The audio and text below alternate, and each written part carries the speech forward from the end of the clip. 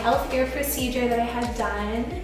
So now is mid-November and I had it done towards the end of July, so it's been about 3 months since I had it done.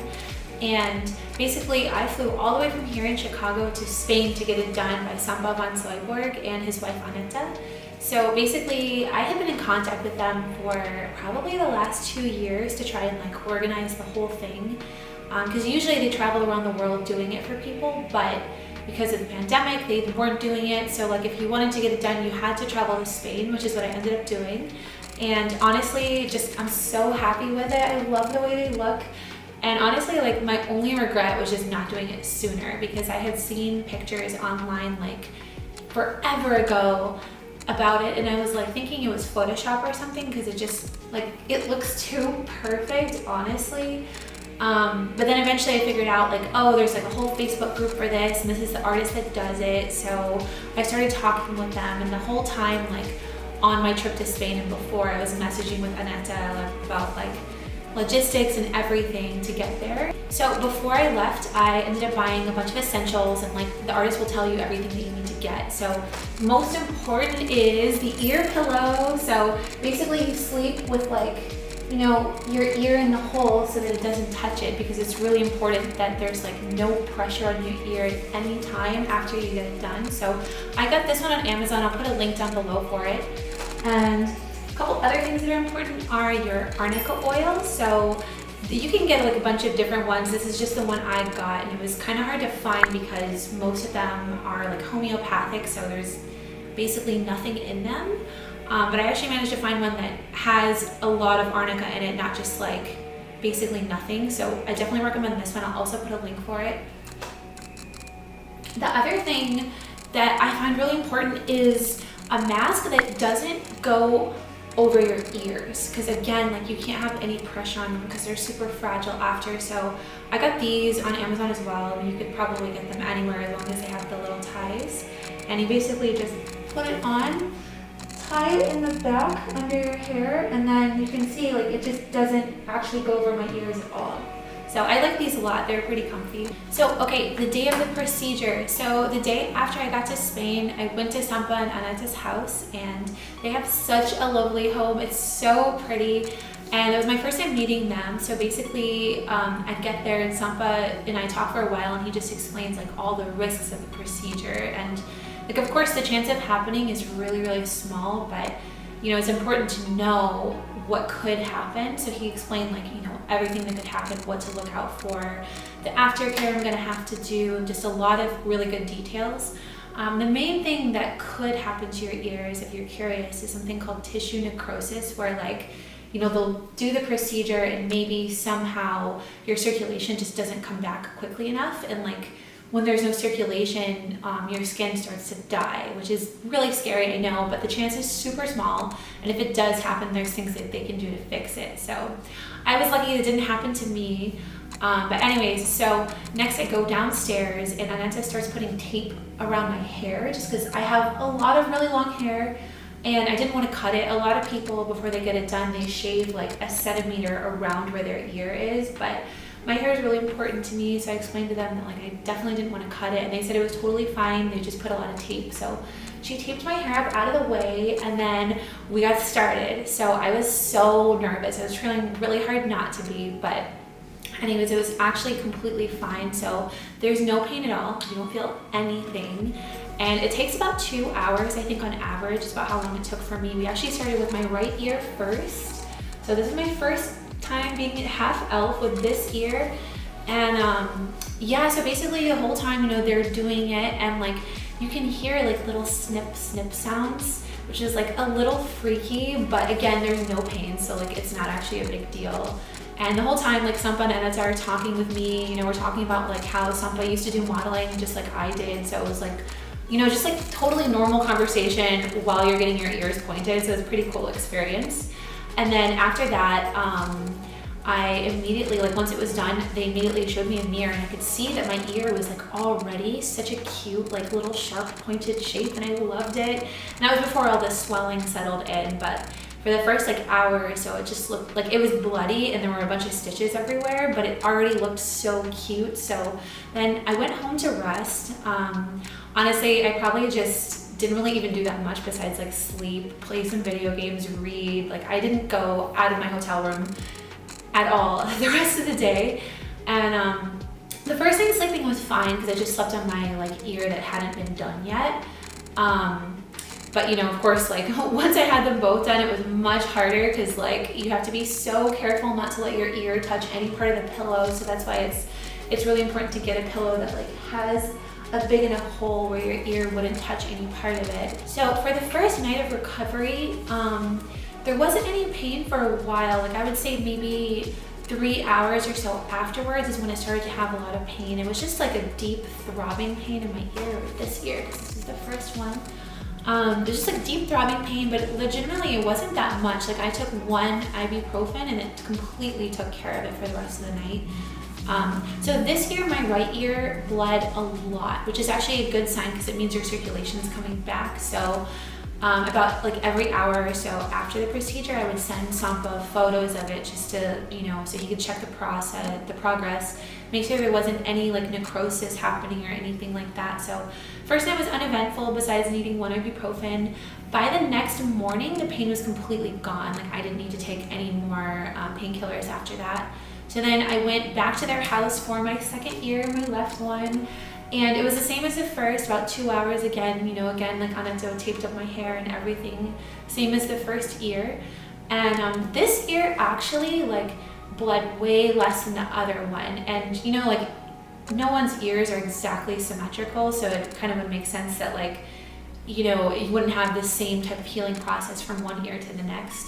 My ears actually did look pretty similar to start, but even now, like you can tell like the points are slightly different from each other, and that's to be expected. You know, some people's ears are really different, so you never really know like how your ear pointing is going to look until after, just because everyone's anatomy is so different.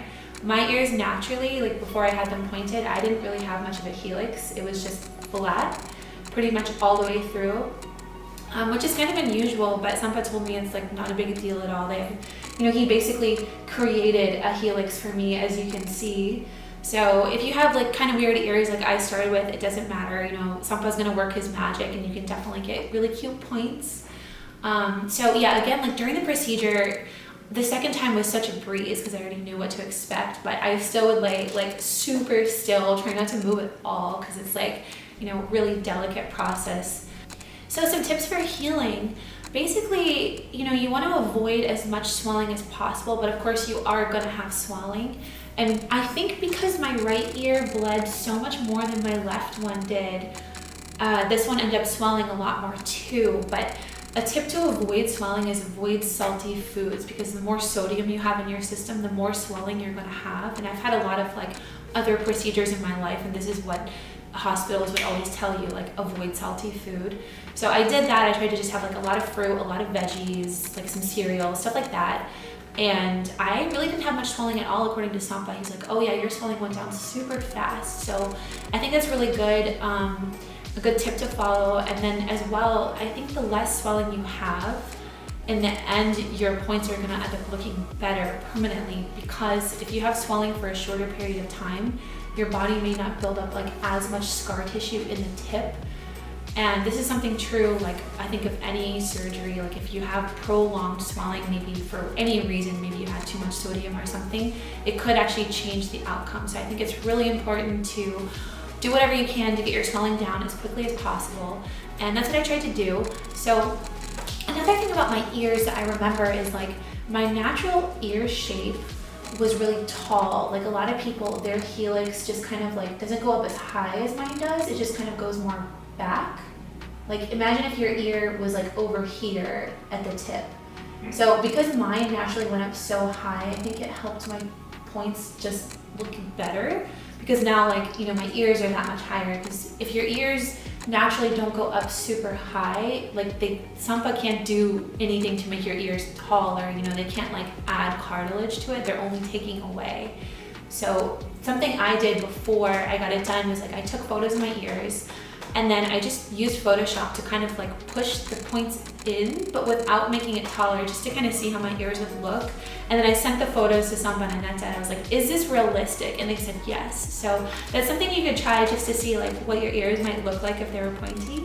So for the rest of my recovery, I stayed for 1 week in Spain, which was like the minimum required time that Sampa should be checking on your ears after you get it done. And then I flew back, and you know, like the whole time the swelling would get less and less every day. Send photos daily to Sampa so he can check on them and everything. And you know, I would say a little more than 2 weeks after is when I got my stitches out. So I was back in Chicago at the time, and I went to a piercer that Sampa trusted personally to get the stitches removed, because it's really important that like when you're getting them out, you can't have any like folding of your ear, any pressure put on it. So the person I went to has like removed stitches before from other ear pointing clients. So I was like, okay, this is definitely the person to go to. But as long as you go to someone who's like really gentle and like knows what they're doing and keeps it sterile, then it should be fine. So stitches removal actually hurt like a lot. And it probably took about like 2.5 hours. It took quite a while, but you know, because I have like naturally pretty tall ears, I think I had more stitches than the average person might. So I got them out, and then immediately after they actually kind of swelled up just a little bit again. But by the next morning they were like totally back to normal, and I could actually see like how they looked without stitches. The bruising was all gone by that point. It looked so good. I was just like in love immediately. Once again, sending pictures to Sampa every week at this point so he could check on your ears. And then after that, I'm just sending pictures about once a month.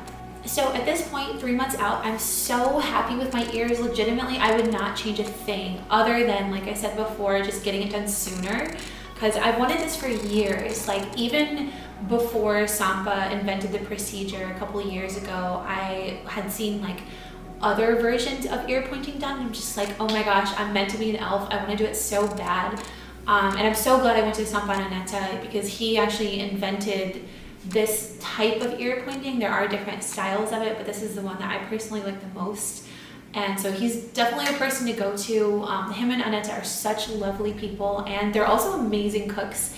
Because when I was at their house after getting the ear pointing done, we all made dinner together, and it was like super cute and wholesome, and just, yeah, the food was amazing too. So I ended up like taking a bunch of their recipes and writing them down. So the other nice thing about this is like if I don't want someone to see that I have elf ears, they would literally never know, because I have so much hair. Like you can't see it from the side. If I move my hair around, you still really can't see it unless I want someone to. So like if I wear my hair up or put it behind my ear, like of course you can see it, but that's the only time. And that's something I really like about this, because I personally don't have any tattoos. I've never had any other kind of body modifications. So, you know, this was like something I wanted to be sure that like, okay, if I want it to be hidden, I can be. So something that's really great. Of course, if you have short hair, you can't hide it, but that's fine. So anyway, like most of the time I love showing them off. So I'm always like, okay, I need to like put my hair half up today or put it behind my ear or something, because they're just cute and I want to show them off. So if you're considering getting elf ears, then I recommend just emailing Sampa and Aneta, and there's also a Facebook group just called Ear Pointing by Sampa von Cyborg, and you can also join that group and see like other people posting their experiences, photos before and afters and stuff like that. If you have questions about like would your ears work for the procedure, what the price is, anything like that, again, just email Sampa. And if anyone here is considering getting it done, let me know in the comments. I'd love to hear about it. I'd love to know if you know anyone who has gotten it done or you yourself has done it. And that's it for today. Thank you. Bye.